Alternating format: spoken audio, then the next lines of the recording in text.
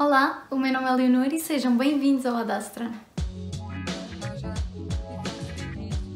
5 de janeiro de 2021 foi o primeiro de janeiro que não passou, tipo, super lentamente. E dei por mim e já tinha passado o mês inteiro e eu ainda tinha de acabar o livro. Então, eu acabei ontem, por isso eu sinto que conta ainda. Eu vou contar. No vídeo de hoje, então, trago-vos os livros que li em janeiro e um que deixei a meio. Se eu acho que são os melhores do mundo? Não, mas foram leituras que eu gostei, definitivamente, e dei pelo menos 3 estrelas aos livros que estão aqui, por isso foram livros que eu gostei, sem sombra de dúvida. O primeiro livro que acabei este mês foi então The Ant Hill Murders, do Hans Olav Lahlum, eu acho que é assim que se diz o nome dele, e é um livro de crime e mistério. Este livro já é o 5º na série K2 and Patricia, que basicamente o K2 é o detetive que nós acompanhamos durante este livro e durante os outros todos, ou seja, nós acompanhamos sempre muito mais o detetive, que é ele que faz parte da polícia, e é a ele que chegam então estes casos. Pondo as coisas muito simplesmente, este detetive, o K2, só é reconhecido pela imprensa porque ele tem a ajuda da Patricia, que é uma rapariga que eu acho que agora neste livro ela está com 20 anos, ou seja, é uma rapariga nova que o ajuda então a resolver os crimes, porque ela tem uma capacidade muito grande dedutiva, e acaba por chegar a conclusões que à primeira vista não são se calhar tão óbvias, mas para ela são. É um bocado um Sherlock Holmes feminino e novo. A Patricia é uma rapariga que há uns anos sofreu um acidente de carro que a deixou presa a uma cadeira de rodas, e por isso o pai dela sempre a manteve muito presa em casa e não a deixa vir a eventos sociais ou conhecer outras pessoas. Então ela tem alguma dificuldade em relacionar-se com as pessoas, ou seja, pode parecer um bocado bruta ou demasiado honesta, mas eu sinto que é isso que a torna numa personagem interessante. Este é o primeiro livro da série toda em que é-nos apresentado um caso de um serial killer. Neste caso, o assassino mata mulheres e temos aqui então várias vítimas ao longo do livro. O autor introduziu também um novo tipo de narrativa em que acabamos por estar dentro da cabeça do assassino também, assim como a narrativa normal que ele tem, que é acompanharmos o trabalho do K2. E então temos alguns episódios no meio de capítulos em que vamos para dentro da cabeça do assassino, por isso acho que isso foi um fator super interessante a acrescentar a este livro.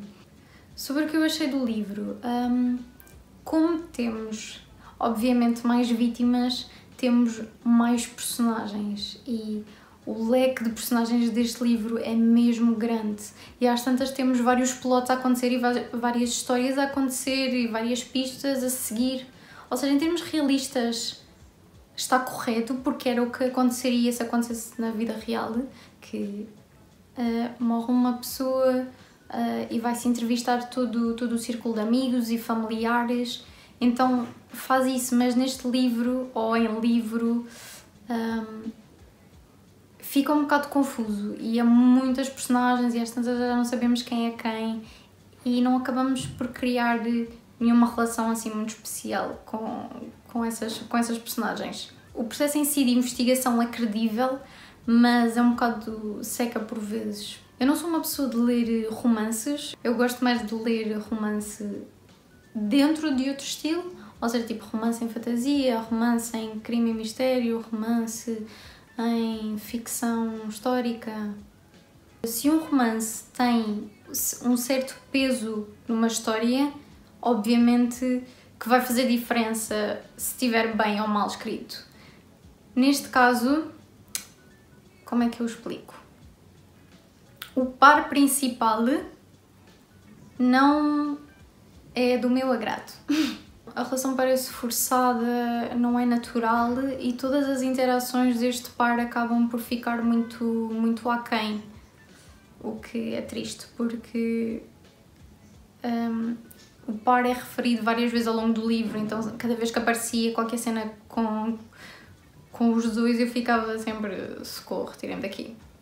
Depois uma coisa que eu não gostei é que este detetive é reconhecido por causa desta rapariga e ele consegue, a cada vez que se lembra dela ou que fala com ela, ele consegue sempre reduzi-la ao facto de ela estar numa cadeira de rodas e isso irrita-me profundamente, porque ele tem aqui uma rapariga super inteligente que o ajuda sem receber nenhum tipo de créditos, porque os créditos obviamente vão todos para ele, porque ninguém sabe desta parceria e ele mesmo assim consegue reduzi-la sempre à sua condição física. Eu, como gosto imenso destes livros de crime e mistério, estou sempre a tentar resolver o crime na minha cabeça à medida que vou lendo, então consegui adivinhar o plot, mas eu sinto que não é muito previsível. Eu acabei por dar então 3 estrelas ao livro porque não achei mau, acho um bom livro e é de leitura rápida. E é isso, eu gosto sempre de ler livros de crime e mistério, por isso, pronto, já tirei este da minha lista de livros para ler. Depois, o livro que eu peguei a seguir foi o Mulherzinhas, da Louisa May Alcott. Como explicar este livro? Eu comprei o livro porque vi o filme da adaptação mais recente e gostei mesmo do filme, então achei que iria gostar de ler o livro também, porque o livro dá-nos sempre uma perspectiva um bocado mais dentro da cabeça das pessoas, o que é que estão a sentir, o que é que estão a pensar e que no filme acabamos só por ver através de ações e não sabemos ao certo o que é que estão a pensar. Então achei que seria interessante eu ler o livro para perceber então o que é que estava por dentro da cabeça das personagens. Agora, este livro acaba por ser só um contar de acontecimentos, ou seja, aconteceu isto, aconteceu isto, aconteceu isto. E não tinha um objetivo final certo, o que acabou por me tirar um bocado do mood de ler o livro e eu quase que tinha de me obrigar a pegar nele e não estava a sentir a história de todo. Sinto que muita gente gosta deste livro e eu queria gostar também, mas eu tive mesmo de o deixar a meio e não era bem o tipo de livro que eu estava no mood de ler na altura. E sinto que às vezes temos alguma dificuldade, eu pelo menos tenho imensa dificuldade em deixar um livro a meio e acabo por ser um bocado castradora em mim se eu deixar de ler um livro, é do género, não, mas tens de tentar ao máximo, e se ficar bom daqui a um capítulo, e se ficar bom daqui a 2. E às tantas não fica melhor, por isso eu acho que é mesmo sem julgamentos, sem pressões, se quisermos deixar de ler um livro, deixamos só e assim temos tempo para escolher outra coisa de que gostamos e ter tempo para escolhermos outro livro que queremos ler muito e às tantas é sairmos desta rotina que às tantas se cria, que é ai socorro, tenho de ler aquele livro, tenho mesmo de acabar. E isto afeta a maneira como depois vamos ver o livro. Ou seja, eu provavelmente ia acabar este livro e dava um 2. E este livro às tantas não era um 2, mas para mim, como me tinha custado tanto, dava uma nota mais baixa. E então acho que mais vale desistir e passar para o próximo. Eu deixei então As Mulherzinhas para começar As Vozes de Chernobyl, da Svetlana Alexievich. A autora o que fez foi entrevistar várias pessoas que estiveram e estão envolvidas de certa maneira com Chernobyl e com o que aconteceu e juntou as suas experiências e juntou as suas histórias e transformou as entrevistas em monólogos. Uma coisa que vemos ao longo destes monólogos é como as pessoas comparam Chernobyl à guerra, só que dizem que esta guerra é contra um inimigo que elas não veem. Eu achei super interessante essa comparação de pessoas que tinham vivido em tempo de Segunda Guerra Mundial e que uns anos depois então tiveram esta guerra contra o inimigo invisível que foi a radiação. Depois vemos a maneira como a mentalidade stalinista e a mentalidade comunista acabou por moldar muitas atitudes das pessoas na altura. Ou seja, uma mentalidade em que a pátria está acima de tudo, e que o pensamento coletivo sobrepõe-se ao pensamento do indivíduo. E, ou seja, temos aqui muitas pessoas que acabaram por sacrificar a sua vida em prol da pátria.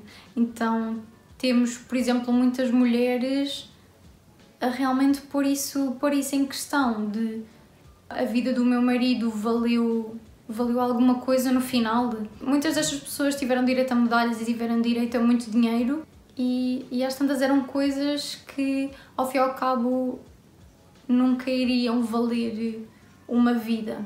Eu não percebi muito bem porque é que alguns monólogos estavam juntos, ou estavam no primeiro capítulo e não estavam no terceiro. Ou seja, não percebi muito bem essa parte da organização dos monólogos, mas realmente as histórias que são aqui contadas são um murro no estômago. Há uma frase muito interessante num dos monólogos que eu queria ler aqui. A morte é a coisa mais justa do mundo. Ninguém escapou pagando. A terra recebe toda a gente. Os bons, os maus, os pecadores.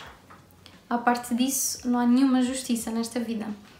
Queria só dar o heads up a quem gostaria de ler este livro que há alguns relatos de maus tratos de animais, mortes de crianças também, e do desenvolver da doença ao longo do tempo, o que é que a radiação fez a algumas destas pessoas. E temos, ou seja, há uns destes relatos que são muito visuais, por isso queria só avisar que também, se fizer diferença a alguém, que tenha isso em conta e que vá com essa preparação, por assim dizer. Estes foram então os livros que eu li em janeiro. Pronto, foi um começo do ano um bocado lento, e agora em fevereiro acho que vou pegar um dos novos livros que tenho. Sim, sempre que livros de fantasia me põem a ler muito mais do que outros tipos de livros. Diga-me também que livros é que leram durante o mês de janeiro e que livros é que estão a pensar também a ler para o próximo mês. Tirando isso, vemo-nos para a próxima.